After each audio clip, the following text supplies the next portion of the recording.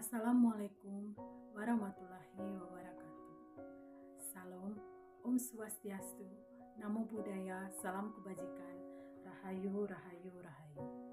Salam sejahtera untuk kita semua. Halo teman-teman, perkenalkan nama saya Vincentia Esteni. Saya merupakan mahasiswi di Universitas Tribuana Tumbadewi dengan nomor induk mahasiswa 2024 720029 dengan program studi pendidikan guru sekolah dasar. Sebelum saya melangkah jauh dalam video ini, saya akan menjelaskan kepada teman-teman alasan saya membuat video ini, yaitu sebagai penugasan dari mata kuliah belajar pembelajaran di SD untuk memberikan ulasan materi dari buku yang telah kami cetak. Buku yang telah kami cetak ini dengan judul buku Metode Pembelajaran di SD, terdapat 5 bab yang ada dalam buku itu. Bab 1, metode ceramah dan diskusi. Bab 2, metode demonstrasi. Bab 3, metode eksperimen. Bab 4, metode tanya jawab. Dan bab 5, keunggulan serta kelemahan masing-masing metode. Pada kesempatan ini, saya akan menjelaskan materi yang ketiga dalam bab itu, yaitu metode eksperimen. Perlu kita ketahui bahwa metode eksperimen adalah salah satu metode pembelajaran yang bertujuan untuk melibatkan siswa secara aktif dalam proses menemukan pengetahuan melalui kegiatan praktis. Dalam metode ini, siswa melakukan percobaan atau eksperimen untuk memahami konsep, prinsip, atau teori yang dipelajari. Eksperimen tidak hanya mengasah keterampilan siswa, tapi juga untuk membuat mereka mampu berpikir kritis, pemecahan masalah, serta kemampuan bekerja secara kolaboratif. Metode eksperimen sering digunakan dalam pelajaran sains, di mana siswa dapat mempraktikkan teori dan konsep ilmiah yang sudah mereka pelajari.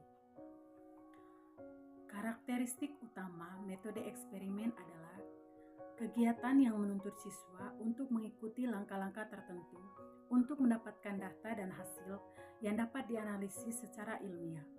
Proses ini memungkinkan siswa untuk memvalidasi pengetahuan yang mereka miliki, memberikan pengalaman yang lebih konkret dan mendalam terkait dengan materi yang dipelajari, serta memperkuat pemahaman mereka melalui pengalaman langsung.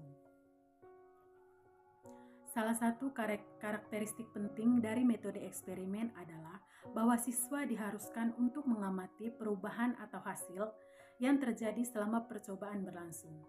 Dalam eksperimen, siswa dapat melihat bagaimana proses atau variabel berinteraksi atau berkembang sesuai dengan hipotesis yang diuji.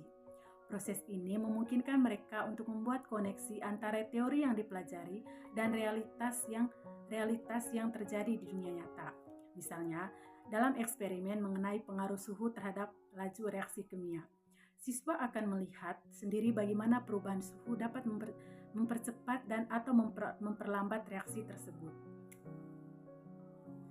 Menurut Hattie tahun 2009, metode eksperimen memungkinkan siswa untuk mengembangkan keterampilan observasi yang tajam dan kemampuan untuk menarik kesimpulan berdasarkan bukti nyata yang merupakan inti dari pembelajaran berbasis bukti.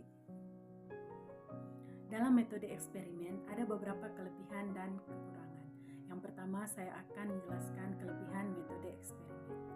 Metode eksperimen memiliki berbagai kelebihan yang menjadikan pendekatan pembelajaran yang efektif, terutama dalam membantu siswa memahami konsep-konsep yang diajarkan. Salah satu kelebihan utama dari metode eksperimen adalah memberikan kesempatan kepada siswa untuk belajar secara langsung dan kontekstual. Pembelajaran berbasis pengalaman ini memungkinkan siswa untuk tidak hanya mendengarkan teori atau membaca buku teks, tetapi juga mengalaminya secara langsung melalui percobaan. Ketika siswa melihat secara langsung apa yang terjadi, mereka akan mampu berpikir dan mudah mengingat tentang apa yang telah mereka lihat. Serta hasil dari eksperimen yang mereka lakukan, pemahaman mereka terhadap konsep yang diajarkan menjadi lebih mendalam dan mudah diingat. Meskipun metode eksperimen memiliki kelebihan, tentu juga memiliki kekurangan. Kekurangan metode eksperimen itu Tidak dapat dipungkiri bahwa terdapat beberapa kekurangan yang perlu diperhatikan dalam penerapannya. Di sekolah, salah satu kekurangan utama adalah kebutuhan akan alat dan bahan yang memadai. Jadi ketika kita ingin melakukan eksperimen tetapi alat dan bahannya tidak memadai, jadi pasti kita tidak bisa melakukan itu. Dan juga siswa juga batal serta guru juga tidak bisa menjelaskan materi itu secara langsung. Salah satu kekurangan untuk melakukan kegiatan eksperimen yang efektif, seringkali dibutuhkan peralatan dan bahan khusus yang tidak selalu tersedia di setiap sekolah. Ya. Terutama di sekolah dengan sumber daya terbatas, misalnya di kampung yang tidak memiliki fasilitas yang cukup ya. Misalnya dalam eksperimen kimia, siswa memerlukan bahan kimia tertentu, peralatan pengukur atau pelindung diri yang sesuai. Tanpa alat dan bahan yang memadai, eksperimen tidak hanya menjadi kurang efektif, tapi juga berisiko untuk gagal dan tidak dapat dilaksanakan dengan baik. Jadi, kesimpulan dari metode eksperimen ini adalah metode eksperimen mengedepankan prinsip pembelajaran berbasis pengalaman, di mana siswa diajak untuk mempraktikkan teori yang telah mereka pelajari melalui percobaan yang dirancang secara khusus. Sekian ulasan materi dari saya. Mohon maaf sebesar-besarnya jika ada salah penyampaian yang mungkin saya ungkapkan. Saya mohon maaf yang sebesar-besarnya. Saya juga meminta saran dari teman-teman untuk mengomentari video saya jika perlu dikoreksi dan terkait materi yang telah saya sampaikan. Saya berharap materi yang saya sampaikan ini berguna untuk kita semua di masa yang akan datang.